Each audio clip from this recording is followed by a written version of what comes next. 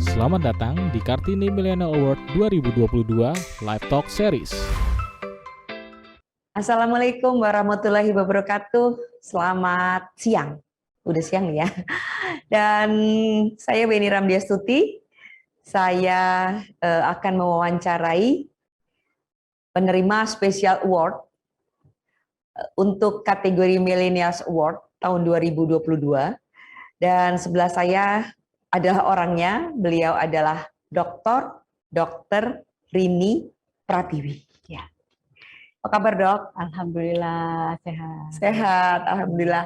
Oke, jadi Dokter Rini ini mengapa kami berikan Special Award? Karena beliau itu mempunyai catatan rekor yang luar biasa, diantaranya adalah sebagai pemberi vaksin tercepat, terbanyak juga.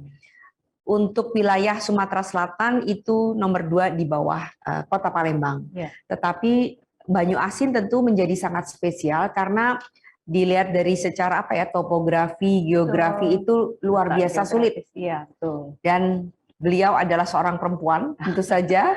Ya. Kepala Dinas Kepala Dinas Kesehatan Banyuasin, ya. Dan sudah dari tahun 2003 ya. Bertugas di Banyuasin. Dari 2003 itu jadi sudah hampir 20 tahun. Ya. Itu sebuah waktu yang lumayan lama. Dan beliau tentu sudah banyak sekali pengalamannya, ingin cerita-cerita ke kita semua di sini, khususnya bagi para perempuan hebat di Sumatera Selatan, bagaimana Dokter ini bisa mempunyai karir yang sukses. Tentu saja banyak perjuangan dan banyak kisah inspiratif yang bisa disampaikan oleh Dokter ini. Dok, ya. Gimana bisa jadi perempuan yang setangguh Anda? Mungkin bisa cerita dari lahir di mana, proses sekolahnya seperti apa. Tadi saya udah sempat ngobrol, katanya beliau ini nggak pinter, tapi tekun. Nah, tolong dong Dok cerita-cerita, terutama ini barangkali bisa menjadi inspirasi bagi anak-anak perempuan. Silakan. Terima kasih, Bu Win. Jadi memang sebetulnya semua perempuan itu menginspirasi. Paling dekat barangkali kita lihat ibu kita sendiri. Betul. Bagaimana beliau ini mulai dari mengandung, melahirkan, membesarkan sampai ya insya Allah semua orang jadi seperti kita. Ya. Nah, buat saya, ibu saya adalah orang yang luar biasa. Orang yang tadinya hanya berpendidikan tingkat SMA, kemudian ada keinginan yang kuat untuk bisa melanjutkan sekolahnya. Itu zaman tahun 80 apa 90 ya. Dimana kan untuk kuliah itu sulit. Tapi beliau mengikuti universitas terbuka. Jadi UT itu kan negeri. Dengan pendidikan yang kita dari daerah, dan beliau berhasil menunjukkan kepada kami semua, terutama anak-anaknya, mampu melewati itu. Baik, di Palembang itu? Di Palembang. Jadi beliau lulusan universitas terbuka dan bisa meneruskan. Jadi waktu itu PNS-nya hanya golongan 2. Iya. Masuknya juga sudah umur hampir 40 tahun. Nah, tapi menunjukkan kepada kami semua bahwa itu tidak menghalangi seorang perempuan untuk berbuat dan memberikan contoh kepada anak-anaknya. Dan disitulah satu hal yang barangkali menginspirasi kita semua, menginspirasi saya terutama, bahwa kalau kita punya keinginan, itu tentu pasti akan ada suatu jalannya untuk bahwa kita berhasil. Baik, tadi Bu Min menanyakan kepada saya nih, lahir di mana, sekolah di mana? Ya, saya adalah dari daerah, sebetulnya dari Oki. Ya, di Kayu Agung, lahir di sana, besar, mulai dari TK sampai SMA, kemudian kuliah di Unsri. Barangkali kalau Unsrinya di Oki juga saya nggak keluar-keluar dari Kayu Agung. Tapi karena Unsrinya di Indralaya, jadi bergeser sedikit. Kemudian waktu sekolah memang saya ada prestasi waktu itu, SMP, SMA saya mengikuti siswa teladan tingkat nasional, sampai 3 kali lah ke tingkat nasional dan 2 kali waktu itu, dan akhirnya saya bisa masuk ke Fakultas Kedokteran Unsri itu tanpa melalui tes. PMDK itu ya, Dok? PMDK zaman itu. Karena ada prestasi-prestasi seperti itu. Sehingga sampailah selesai dokter, kemudian saya bertugas. Dan kenapa saya memilih menjadi seorang dokter? Ini adalah karena saya melihat nenek saya, perempuan lagi. Nenek saya pada waktu itu yang mempunyai anak yang banyak, tidak pernah makan sekolah, kata orang, buta huruf, tetapi beliau ini berhasil menyekolahkan anak-anaknya semua. Nenek dari pihak siapa nih? Pihak ibu. Karena pihak ayah sudah meninggal waktu saya umur 1 tahun. Dan berhasil menyekolahkan anak-anaknya menjadi sarjana semua. Waktu beliau sakit, saya pernah ngomong, nanti pada waktu besar saya akan menjadi dokter untuk mengobati kakinya nenek. Gitu. Sakit apa itu? Mungkin waktu itu sudah tua barangkali ya, jadi kayak rematik yang sudah parah, gitu ya. sehingga perlu perawatan dokter yang terus-menerus. Padahal kita di daerah di Kayego nggak ada dokter yang spesialis waktu itu. Jadi saya bercita-citanya jadi dokter karena perempuan lagi nih, karena nenek saya. Sehingga akhirnya seperti itulah yang menginspirasi saya untuk menjadi seorang dokter dan seterusnya. Kemudian kenapa kita harus tangguh, Bu Win? Perempuan itu harus tangguh. Di rumah itu kalau nggak ada perempuan, nggak ada ibu, semuanya kacau balau. Kacau balau. Ya? Kacau is the balau. Kacau is the balau. Jadi memang kalau kita lihat bapaknya sakit, carinya siapa? Ibu. Anaknya sakit, carinya ibu. Ibunya sakit, anak kemana, bapaknya kemana? Iya. Jadi memang makanya harus tangguh. Itu dalam hal yang kecil saja. Tetapi pernahkah kita berpikir bahwa barangkali setiap kita ini, tadi saya bilang setiap perempuan itu menginspirasi. Kalau kita dengar tadi yang mendapatkan Kartini Millennial Awards itu hebat-hebat, ya hebat-hebat. Ini perempuan semua, jadi jangan anggap remeh perempuan itu. Kadang-kadang satu hal kecil saja, kan tidak mesti kita harus merubah diri kita untuk mengubah dunia. Tetapi apa yang ada, yang kita sukai, apa yang bisa kita kerjakan pada diri kita, tidak perlu merubah diri kita menjadi orang lain, tapi itu menginspirasi orang lain. Tahu sama nyamuk kan, Bu In? Nyamuk itu kan kecil. Coba gara-gara nyamuk masuk ke ruangan kita ini bisa menggigitin kita semua, kan bikin heboh. Nah itulah sebetulnya perempuan. Seperti nyamuk jadi. Seperti nyamuk. Filosofi nyamuk. Iya, bahwa satu hal kecil saja itu bisa memberikan suatu kontribusi yang besar. Ya, ngomong-ngomong nyamuk ya karena saya ngambil S3-nya tentang nyamuk nih. Nah, lucu nih. Dan lagi yang menarik ya, Dr. Rini ini spesialisasinya tuh parasitologi. Ya. Itu kan bidang-bidang di kedokteran yang ini ya, bukan hanya jarang, maksud saya itu nggak seksi karena nggak banyak duit. Betul. Kenapa dok ngambil itu? Karena saya berpikir begini. Itu untuk S2 apa S3-nya? S2, S3-nya tapi faktor hulunya. Jadi lingkungan yang menyebabkan nyamuk ini menjadi banyak sehingga nyamuk menyebarkan penyakit tadi. Di zaman yang apa sekarang, milenial, zaman wow. Banyak asin itu masih punya penyakit yang ancient disease. Kecemasan. Ancient. Oh, ancient-nya terdahulu maksudnya, kuno. Yang kuno. Contohnya apa? Kusta. Iya. Zaman wow loh. Zaman wow masih ada kusta. Nggak lucu banget. Iya. Kemudian yang kedua ada penyakit kaki gajah. Iya. Zaman sekarang masih ada itu ya. Padahal sebetulnya ini bisa kita lakukan pencegahan supaya tidak menyebar mana-mana. Banyuasin itu hanya perbatasannya tipis sekali dengan kota Palembang. Nah, kalau nggak ada yang menggerakkan ini, maka penyakit ini akan terus-menerus. Jadi kayak neglected gitu loh, kayak tertelantarkan. Padahal penyakit ini sebetulnya bisa dilakukan pencegahan tanpa harus mengeluarkan uang atau biaya yang banyak. Nah, mungkin orang-orang seperti saya ini yang jarang ya Bu, ini yang memang concern untuk melakukan pencegahan ini. Sehingga pada waktu itu saya bertugas di Puskesmas Sukajadi. Kok Sukajadi itu kan hanya sekitar 15 menit saja ke kota Palembang. Tetapi penyakitnya ada di situ, si kaki gajah ini. Siapa sih nyebabinnya? Yang menyebabkannya adalah cacing yang dibawa oleh si nyamuk tuh. Nyamuk aja kecil, berarti cacingnya sebesar apa sih? Segede apa cacingnya? Padahal ini bisa kita cegah supaya tidak menularkan kepada orang. Di awal saya mengambil S2-nya adalah tentang itu. Tapi ternyata kita lihat, sebenarnya supaya tidak menyebar, siapa yang bawa ini? Ya nyamuk. Ternyata nyamuk itu rentetannya adalah faktor lingkungan. Jadi di mana tempat perindukannya gitu. Kemudian alam lingkungan yang mendukung, alhasilnya ya seperti itulah kenapa Mm-mm. saya berpikir untuk mengambil S2, S3 saya tentang parasit. Mm-mm. Dan memang di Unsri juga tidak banyak yang ahli parasit. Mm-mm. Dan ini ternyata di Kementerian Kesehatan saja masih Juga perlu juga tenaga-tenaga jarang yang masih ya. masih jarang, dan perlu tenaga-tenaga seperti ini untuk Mm-mm. menuntaskan permasalahan-permasalahan penyakit-penyakit neglected ini tadi di Indonesia. Ini baru di Banyuasin. Mm-mm. Belum di tempat-tempat lain ada malaria, itu kan Malaria. udah asik banget. Zaman Mm-mm. segini masih ada malaria. Orang udah Mm-mm. bicara COVID, Iya. kita masih berkutat Malaria. dengan yang malaria, kaki gajah, Kaki kusta, gajah. TBC, begitu kan. Nah, padahal sebetulnya dengan adanya tugas kita di sini dan tentu semua orang yang terlibat ini bisa kita tuntaskan begitu. Oke. Ya. Dok, Ya. kan di bawah kepemimpinan Anda, Banyuasin itu kemudian mendapatkan predikat sebagai pencapaian vaksin terbanyak ya. Ya. Dalam waktu tercepat juga nggak itu?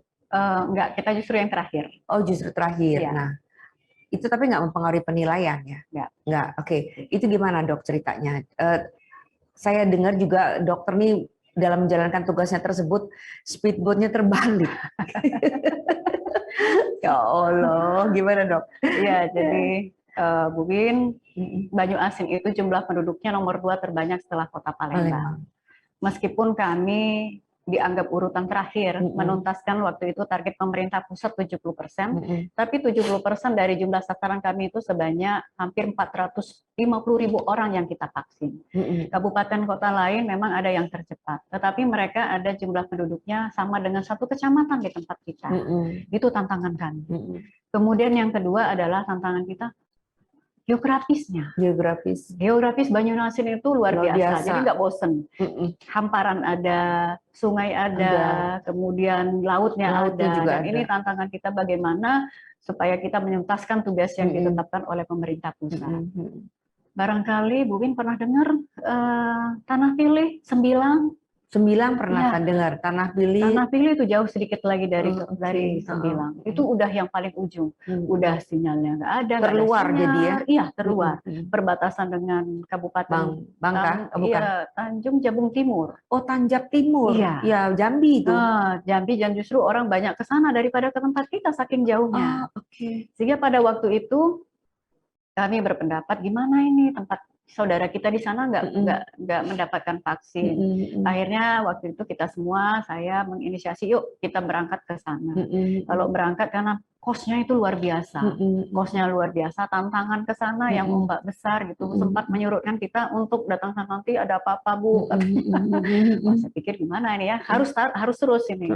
Akhirnya kita berangkat waktu itu menggunakan speed yang besar. Pakai itu nggak pakai apa namanya pelampung? Pakai pelampung? Iya, pakai pelampung, dan kita minta bantu dikawal dari TNI dan Polri waktu itu supaya perjalanan kita ini aman. Karena saya bawa kawan-kawan banyak. Tanggung jawab saya pikir, ya Allah ini ada 40 orang dalam satu ini. Dan jadi kita tidak hanya vaksin, tapi semua kegiatan pada waktu kita bawa ke sana. Nah, pada waktu pulang nih, dramanya terjadi pada waktu pulang justru. Pada waktu pulang, karena ombak sudah besar, kapal kita ini sudah katakanlah sedikit berumur. Dari awal saya lihat ini ada yang nggak beres ini. Kenapa? Separuh jalan terjadilah drama itu. Jadi airnya masuk ke dalam kapal kita, dan kita berupaya untuk bisa minggir dulu, cari daratan terdekat. Kalau tidak nanti bisa masuk. Ya lebih serunya lagi sinyalnya nggak bisa ini. Kebetulan ada polisi air yang ikut dengan kita mencoba mencari dan akhirnya dapat mengontak, tapi tidak menyampaikan lokasi kita tuh secara persis di mana. Sehingga infonya tim yang akan membantu kita itu akan datang, hanya tempatnya tidak tahu.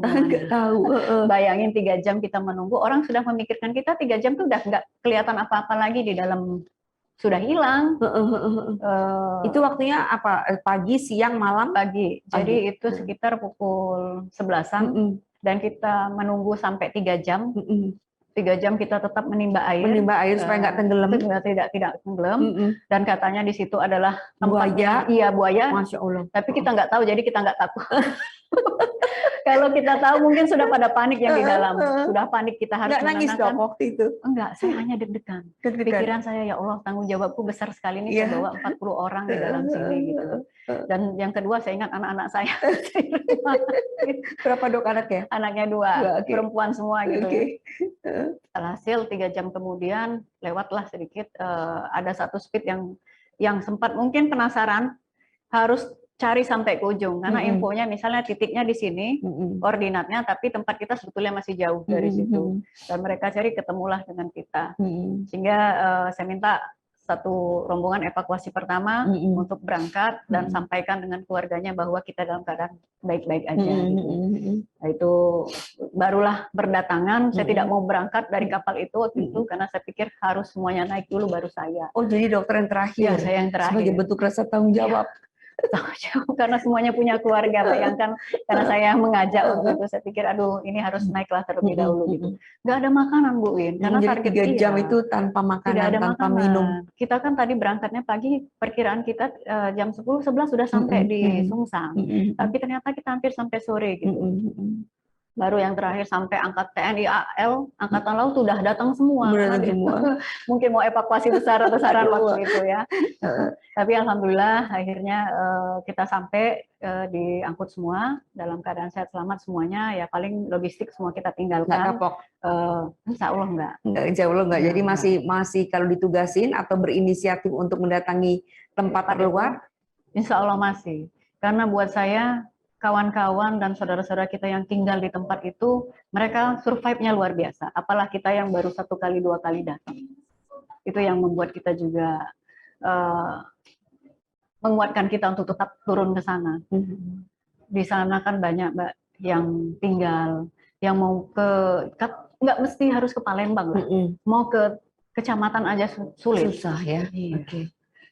Dok, Anda sebagai perempuan, tetapi Anda juga boleh dibilang seorang pemimpin kan gitu ya? Ya. Karena menjadi kepala dinas itu adalah posisi eselon 2. Dan itu adalah posisi yang membuat Anda mempunyai diskresi, mempunyai kewenangan untuk membuat sebuah kebijakan juga. Nah, tentu Anda bersyukur kan, ya kan dok? Ya, nah, tetapi buat perempuan-perempuan yang masih di bawah itu, yang kewenangannya kurang, dan juga mungkin bagi ibu rumah tangga yang berkutatnya itu hanya seputar rumah, apa yang bisa Anda berikan insight seperti itu bagi perempuan di luar sana supaya yuk kita sama-sama berperan. Silakan dok. Oke, baik. Jadi yang pertama tentu jadilah dirimu sendiri. Jadi dirimu sendiri itu tidak mesti kita berubah apa yang sudah kita punya menjadi seperti orang lain, tidak. Contohnya gimana dok? Kalau kita punya kemampuan seperti tadi yang Kartini Millennial Award, ada yang mempunyai di bidang UMKM, bidang lingkungan, mereka punya kemampuan itu, jadilah itu. Tidak mesti supaya mendapatkan award saya harus mengikuti ini, tidak. Apa yang ada pada diri kita itulah modal kita sebetulnya. Yang kedua tentu saja adalah berpikir logis. Berpikir logis. Perempuan itu lebih kepada perasaan, itu tidak salah. Justru dengan hati dan perasaan itu bisa mengimbangi keputusan logik yang harus kita buat. Jadi pertimbangan keputusan yang akan dibuat oleh seorang pemimpin perempuan akan lebih, menurut saya, akan lebih mengena karena kita main perasaan dan hati, tapi tetap berpikir logik. Jadi tidak mengambil keputusan berdasarkan emosional. Jadi balance gitu ya dok? Balance.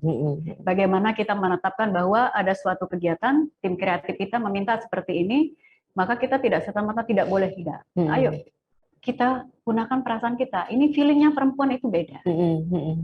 Feeling yang perempuan yang disampaikan bisa membuat suatu upaya itu menjadi lebih bernilai sebetulnya, lebih mewarnai. Coba kalau kita setting ruangan ini hanya begini saja, tapi kalau ada sentuhan perempuan, minimal nanti akan ada kelihatan cantik yang ada bunganya lah, tadi ada apa begitu kan dokter ya, itu. Ya, jadi itu yang akan membuat kita menjadi lebih baik. Kemudian yang ketiga, mendengarkan. Mendengarkan. Ya. Saya kira pemimpin yang baik itu adalah mendengarkan. Terkadang orang bercerita itu mungkin membosankan buat kita, kemudian ini apa-apaan, masalahku udah banyak, gitu ya. Belum lagi misalnya tingkat jadwal yang padat dan stres yang tinggi, harus mendengarkan lagi. Tetapi ternyata mendengarkan itu adalah memberikan suatu impact yang luar biasa. Orang merasa dihargai, ceritanya, keinginannya hanya karena mendengarkan. Belum tentu toh kita terima. Tetapi kadang-kadang apa yang kita dengarkan itu akan menginspirasi kita. Tadi ada satu tuh yang mendapatkan di bidang lingkungan. Saya tanya, karena saya kebetulan kan ada upaya juga untuk itu. Seperti apa? Tanya seperti ini. Wah, ini menarik nih. Saya bisa mengambil hikmahnya, saya bisa ambil manfaatnya juga. Karena manfaat mendengarkan tadi. Iya, dengan mendengarkan tadi. Yang terakhir adalah bahwa seorang pemimpin itu ya pemimpin perempuan ya. Pemimpin perempuan, di depan kita menjadi contoh. Di tengah kita mengayomi. Di belakang kita memotivasi. Jadi Tutwuri Handayani ya. Tidak mesti kita harus tampil terus di depan layar. Bahwa menunjukkan sayalah semuanya yang menginisiasi, memberikan ide, tidak. Tetapi kita mencurahkan ide kita, tim kreatif kita yang mewujudkan. Dan hebatnya adalah perempuan itu mampu mengayomi tim kreatif ini. Karena tadi ada feelingnya ibu-ibu, sehingga mereka akan bekerja lebih nyaman. Nah, begitu. Artinya tidak bisa kita bekerja sendiri kalau ingin menjadi satu hal yang besar. Tim ya? Tim. Sekali lagi, tim ini yang membuat kita menjadi besar. The winning team. Jadi kalau saya senangnya kerjanya tim. Karena kalau saya sendiri saya perfeksionis. Jadi mesti apa nanti gitu. Nanti nggak puas-puas, nggak selesai-selesai, terus selalu kok ini nggak perfect nih, ini nggak apa. Tapi kalau kerja tim, ternyata tim kita ada yang berpikir lain gitu ya. Begitu ditunjukin, oh ini bagus, ini bagus, ini bagus. Jadi begitu. Jadi buat ibu-ibu di luar sana, saya kira tunjukkanlah kemampuan Anda sesuai apa yang Anda punya, nggak mesti jadi orang lain. Oke, keren. Tunggu, ini pertanyaan terakhir nih. Punya anak perempuan 2, gimana cara Anda dan suami mendidik anak perempuan? Nah, jadi saya dengan ayahnya kerjanya tim juga. Kami punya anak perempuan, alhamdulillah 2 orang, jaraknya cukup jauh 4 tahun. Yang gede itu udah kuliah, yang kecil masih SMP mau masuk SMA tahun ini. Dari awal punya anak kita udah tahu bahwa tidak ada gengsi-gengsian, nggak ada gengsi-gengsian. Ini kan milik bersama nih. Masa ibunya sendiri kita udah menyusui, setelah melahirkan dalam kondisi sakit, biasanya bapaknya yang bantu kita. Alhamdulillah suami saya sangat mendukung dalam hal mengurus anak, apalagi kayak sekarang saya harus tinggal di Pangkalan Balai. Nah, ini komitmen dengan bapaknya juga. Jadi salah satu keberhasilan perempuan di belakang tuh ada seorang pria suami yang mensupport. Beliau yang mengurus semuanya. Jadi kalau di tempat kerja dibilangin bapak rumah tangga, malu sebenarnya. Dibilangin bapak rumah tangga. Kenapa? Mulai dari bersihin kamar mandi sampai menyiram tanaman itu semua bapak. Bagus. Dan suami dokter ini juga dokter. Iya. Jadi kita bisa bercerita, bukan berarti ada KDRT ya. Nanti kita KDRT ini di rumah. Tim tadi kan dok. Karena kita kerja tim. Jadi saya juga sering minta pendapat, termasuk dalam urusan anak. Nanti anaknya mau ngantar sini bapaknya, kalau saya ada waktu kita ada waktu, bapaknya juga sibuk sebetulnya. Jadi dokter apa dok? Beliau dokter umum di Rumah Sakit Bali. Jadi tinggal balancing aja, tergantung, karena kita kan bisa bicara nanti seperti apa. Oh hari ini giliran bunda nih, ini giliran ayah. Dan kita juga memberikan ruang kepada anak-anak untuk menyatakan pendapat. Jadi kalau aksesnya tidak tertutup, sehingga dengan demikian mereka bisa mengungkapkan sebetulnya keinginan seperti apa, meskipun sebagai orang tua kadang-kadang janganlah, kita kan harusnya begini. Bisa didiskusikan. Oke, dok, terima kasih untuk perbincangannya yang luar biasa, yang menginspirasi tentu saja. Semoga banyak perempuan di luar sana semakin semangat setelah mendengar kisah-kisah inspirasi Dr. Rini Pratiwi. Sampai jumpa pada acara berikutnya. Assalamualaikum warahmatullahi wabarakatuh. Assalamualaikum warahmatullahi wabarakatuh. Terima kasih. Anda baru saja menyaksikan Kartini Millennial Award 2022. Acara ini dipersembahkan oleh